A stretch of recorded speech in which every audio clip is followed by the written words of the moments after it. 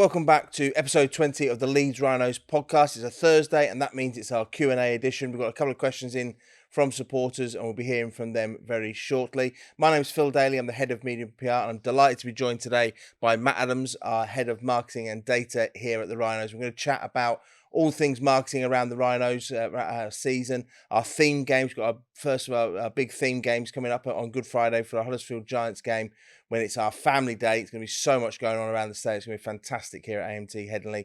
And we'll also look ahead to the rest of the season, what lies in store for fans here at AMT Headingley. Matt, thanks for joining us. It's been a good start to the season. The boys are jockeying for position in the table, but in terms of the events here at the stadium, got a great way to start the year. Yeah, thank you for having me on. 19 fantastic episodes before this one, so it's good to make my debut on it. Pressure. Number 20, so looking forward to it and sharing a bit of insight into the club. But great start to the season so far. We're really happy with how we're doing the little bits off the pitch. The boys having a really good go on the pitch as well. The fans have been fantastic. We've had some really strong crowds at AMT Headingley, and it's just looking to grow now throughout the season.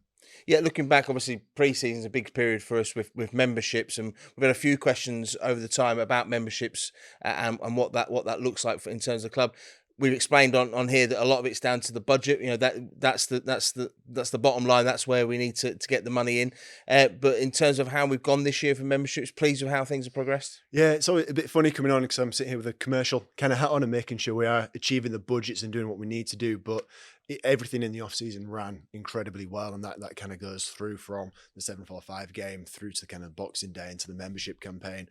Boxing Day was fantastic, incredibly well attended, just something we'll again look to build on, but the membership campaign went incredibly well. Really great support in terms of the retention of the fans, everyone buying back into what the club are trying to do and where we're going. But then there was over 1,000 new members signed up as well, which just makes a huge difference going into the season. Yeah, I'm glad you mentioned Boxing Day. I know it's been a bit chilly this week, so it felt a bit more like Christmas weather-wise. But just to go back on that, you seem to do a real different emphasis on Boxing Day this year. It's been a traditional rugby league day out and everything else. That still remains there. But it felt like a bit of a fun family event. We had the reindeer leading the team out. We had Santa on the pitch. We had the Grinch with a snowball flight with junior clubs there. Seems to be a real emphasis about making it even more of a fun event for the whole family. And that's exactly what we are trying to do, and just rugby league will always be at the heart of everything we do, but it's trying to package up the wider game day to potentially be more appealing, but just to tick a lot more boxes for a family. Particularly on Boxing Day, people have had a really busy Christmas day, lots of eating, lots of drinking. They do need to get out, get some fresh air, and that's exactly what we try and deliver on Boxing Day, something for the entire family to come and get involved in. And that's a great way to segue into this Friday's game when it's our family day. If you haven't seen the videos yet of the players with all the creepy crawlies and snakes and everything else, check it out. I think James McDonald's face is a picture when he's got the stick insect on him. But this is a big event for us as well, these family day games. It's our favourite game of the year. Abigail Simmons within my department does an amazing job pulling the games together, getting in all the contacts and just making sure that we're looking after all areas of the family so mum and dad can have a great time as well as the kids. And you're right, the video is absolutely fantastic. Check that out. Jared O'Connor, the absolute trooper, probably the only boy willing to step up. I think there was a lot of outtakes that didn't quite make the cut, and I think some colourful words from Brad Arthur when he was offered the opportunity to get involved in that video. But the day itself is going to be fantastic. There's Star Wars, Stormtroopers, Wookiees walking around, princesses at the other end of the scale there, creepy crawlies, your face painting, your balloon modelling. It's just going to be a great atmosphere. I think it was Leanne from your team, I think last year, pulled me over and said, there's not many game days where you get people just walking around singing Disney songs. And that is just the takeaway. That's absolutely everything you get. You'll be hearing choruses of there's something about, we don't talk about Bruno going on around the stadium as people are just walking around engaging with us. Yeah, and it's important, isn't it? I mean, whilst you said before there, talking about Boxing Day, rugby league is at the core of it, and you know the academy play their first curtain raiser game this Friday, as well as the first team being in action. but you do have, in the modern world, you do have to offer something more than just expecting people to turn up and watch 80 minutes of rugby and think they've got value for money. It's a 5-hour event from when the gates open through to kind of people leaving at the end of the day, and rugby only takes up 80 minutes of that. So it's everything else that goes with it, which we have to try and control. Ultimately, the 80 minutes on the pitch is beyond us as an administration side of the business, but everything else around the game day, from the media bits you guys cover, Shan and the customer experience team, the retail experience, and the wider peripheral entertainment, we can control that. So everything we want to do just needs to be of the highest standard to make sure the fans can enjoy as many elements of the game day as possible. And you talk about the game day there and it being a full day. We actually have had a question on that from Hanley Campbell, and Hanley emailed us in: will the Wigan v Saints game be shown under the South Stand before the Leeds v Huddersfield game on Good Friday? Just asking, as I won't bother coming in early to spend my money if some championship football game is on. Well, Hanley, bring your money. Get down to the South Stand. We will have Saints v Wigan on the big screens in the South Stand for a game. Yeah. Good Friday is a great day for rugby league. That's where I was going to lead with it. Indeed, we are. It will definitely be on, but Hull Derby before that, isn't there? Into that game and then on to us. What a fantastic day. And you get in early, get in from gates opening, because it's half price pints as well. So remember that. Early bird. Yeah. Not for the whole derby, mind. You can watch that at home, Hanley, and then come in, make your way down here for Wigan Saints, which should be a cracking game. You know, there's loads of great games over this Good Friday. I was talking to one of the players earlier on and saying about when we used to have the two games. It was Jamie Langley was talking to on Monday, talking about when we used to have the two games over Easter. Actually, now it's a great chance to build up to one big event over the Easter holiday weekend, isn't it? Yeah, and you can see it in the attendance numbers. We're looking to a really strong crowd again, but if you're looking at the numbers that Hull FC are putting out and the Wigan Saints game, again, really, really big numbers. And it is really positive for rugby league. We can be down on ourselves sometimes, but there are a lot of positive messages out there across attendances. And I think you touched on it earlier in terms of the competitiveness across the league. It's great. It is exciting this year. Anyone can really beat anyone, and the games are really good fun. Yeah, I think Super League are going to put some information out this week talking about the fantastic start to the season in terms of crowd numbers, in terms of viewers, and in terms of engagement on social media channels. The game is really booming at the moment. That's really, you know, everyone's going to benefit from that when you look ahead to that. In terms of, you mentioned we've got the Family Day on Friday. We've got other themes coming up. Next week for the Hull KR game, it's going to be a huge game anyway. The Robins are in town. It's always a big occasion, but that's our Road to Net Zero game where we celebrate all things green, and the Rhinos are doing, and Sue Ward, our operations director, leads that for us and keeps us all on right track with that one. And then we've got obviously the big game coming up at the end of May is our M&D awareness game as we celebrate the work that Rob Burrow did for so many people in the M&D community. That's going to be another special occasion as well. It is indeed. And like you say, Sue Ward, she absolutely bleeds green. She's the passion of the, it's not sepsis. She's so passionate about it, and she does, like you say, keeps us in the right direction. We're looking like a fantastic crowd already. That's going to be pushing 16,000 to 17,000 for that Hull KR fixture. So act quickly, get on it. And I know the AMT terrace seats are pretty much sold out already for that game. So the availability is in South. So if you're wanting to come to that game, get buying. But then, like you say, going then into Hull FC, it's our Rugby League varsity doubleheader, which on the back of the work that has been done at Beckett's recently, it's a fantastic story for Rugby League, student Rugby League, to be able to play on the Headingley pitch in front of 15,000 people. So great. And then the Warrington fixture, we've got Pat Sharp coming back, who went down really well. And that's a new initiative this year. It's going to be partying on the pitch. So rather than pre-game, Pat will be coming on the pitch at full time, and all the fans in the stands will be invited to come down on the pitch and have a bit of a rave with Pat at full time. Wow, can't wait for that. The Pat's Funhouse back at AMT Headingley. You'll just see Ryan Gordon, head groundsman, just in a corner, just being kept quiet rocking away for a couple of hours. It's all fantastic, and that variety and different things that are going on, it's great, isn't it? In terms of, and you mentioned seats there and how popular those seats are. We had Sean, head of customer experience, came on last week to answer a question about seats. Someone saying that it's really hard to get hold of seats. They can't get a membership. They can't be at every game, but they want to get seats and they sell so quickly. The clear messages there. If you want a seat in particular, get in early and plan ahead. It is, particularly with flexi memberships as well. Yeah. It is the reality of the situation with seats. We've seen a huge boom this season in particular in terms of demand for seats. They've absolutely taken off. Membership wiped a big chunk out, but then on a game by game basis, they are going incredibly quickly. So they're just not available on the build up to a game on a week by week basis. If you know which games you're interested in, I'd jump on and get your seats now because they will disappear. And like you say, the Flexi membership is a great option. 3 and 5 games, so there's still really good value. You're saving on a game by game basis. So if you know you're interested in seats and there's going to be a few games you want to attend, Flexi membership is a great choice. Yeah, and do keep checking back as well, because we do have the buyback scheme for members who aren't able to come to games, so they can put those tickets back into the pot to get. But obviously, we don't know when they're going to become available. We'll go on to our next question. It's quite a good one actually, that sort of relates to around demand, and it comes from Michael on X, and he says, in recent years, Wigan fans have games at the Nou Camp, Vegas, and now potentially Paris with Catalans.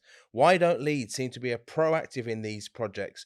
Growing profile of Super League and giving fans a great experience. Is the club more conservative? Do Wigan see opportunities? We don't, says Michael there. Well, it's an interesting one. I mean, I would argue that at least 2 of those events, it's Catalans that are being proactive. You know, they've taken a game to Barcelona. That was on the back of them winning the Challenge Cup at Wembley, an incredible achievement for Catalans. And obviously, there's rumoured around this Paris game to mark the anniversary of Catalans coming in and sort of a nod back to the Paris Saint-Germain days from early Super League.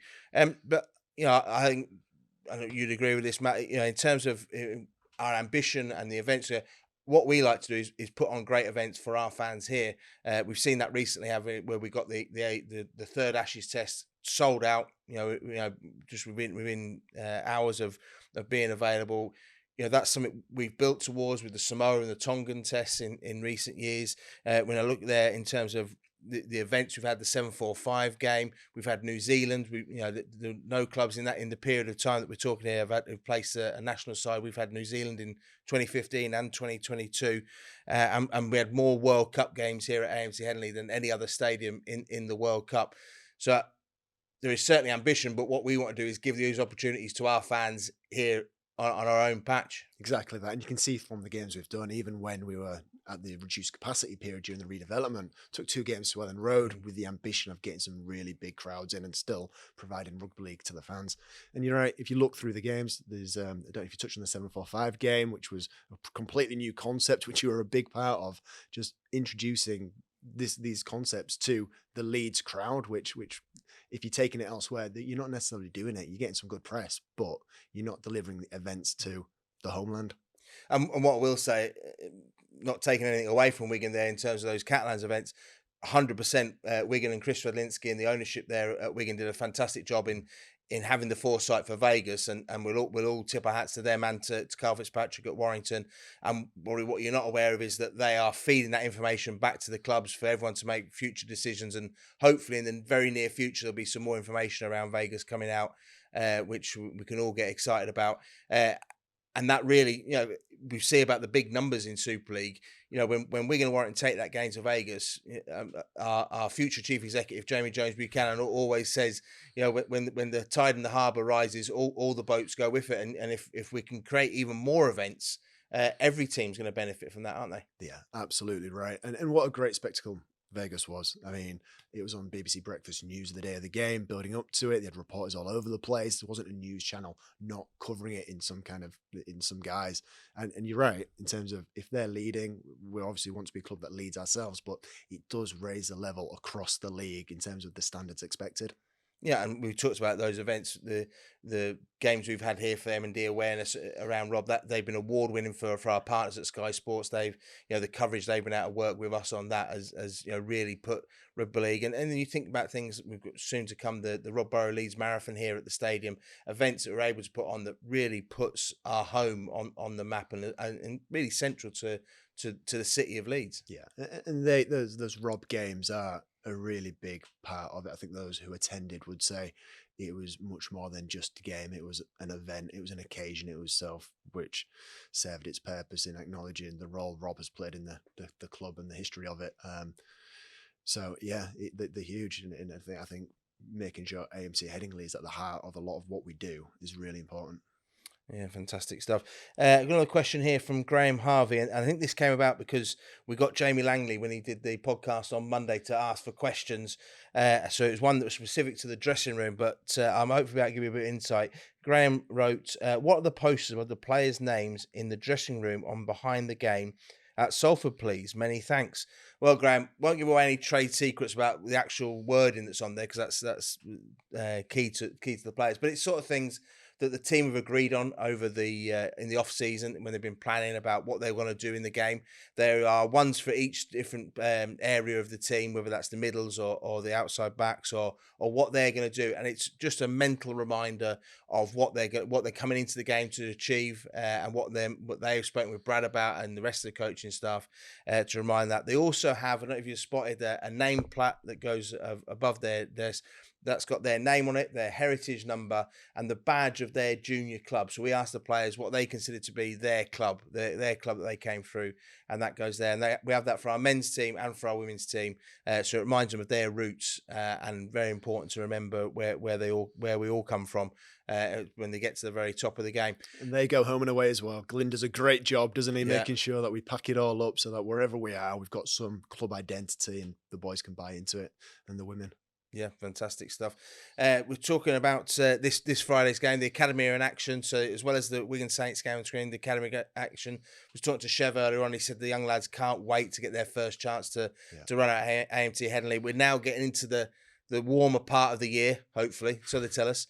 And we get these double-header games. They're really good, aren't they? Whether it's the women's or the reserves or the Academy in action, it's really what makes AMT Headingley unique on a match night because there's plenty of other grounds where they're not allowed anything other than their first team on that pitch. Yeah, and it's not just that, though, is it? I mean, let's take a moment to acknowledge the scores and the results from the Academy and the reserves today. I mean, what a great start to the season, and credit to Chev and everybody involved in that. Like, it's looking fantastic. The future's certainly bright. But the role of AMT Headingley in the stadium and having those opportunities, it's really important that the boys and the women and everybody coming through get the opportunity to experience that. And it's not only stopping there, is it? It's half time as well. There's not many stadiums around the ground where there's 100 to 150 odd kids on the pitch at half time, and the ground staff are absolutely fine with that. But what an experience. The kids are coming off buzzing, having played on Headingley where the legends and their favourite players have also played, and that's a huge part of what we're trying to build within the culture of the club. Yeah, it was great. You talk about kids and experiences. This week we had the Easter holidays open training session. Over 1,000 youngsters down here to see the team train. The team went over and signed all free for everyone to come along just to pre-register. It's great to see everyone just buzzing about what this team can do. And I think particularly because we've got quite a number of young lads in the squad as well. So the kids can see local lads in there. You think about Riley Lum, what he's doing, and you know that's the future of the team going forward. It's good for the boys to kind of train in that environment as well. Like you could hear the jeers and the cheers when a ball was going down or a great pass, a good try was scored. It's just unique for a training session, isn't it? And it is fantastic. It really is. And on top of that, if you kind of look at the wider opportunity just to come down and meet and spend the players, there's not many sports that have the openness that rugby league do. And then some people may say it's a negative, but what an amazing opportunity just to come down, watch the boys train, but then have some quality time with them afterwards to get a photograph and an autograph.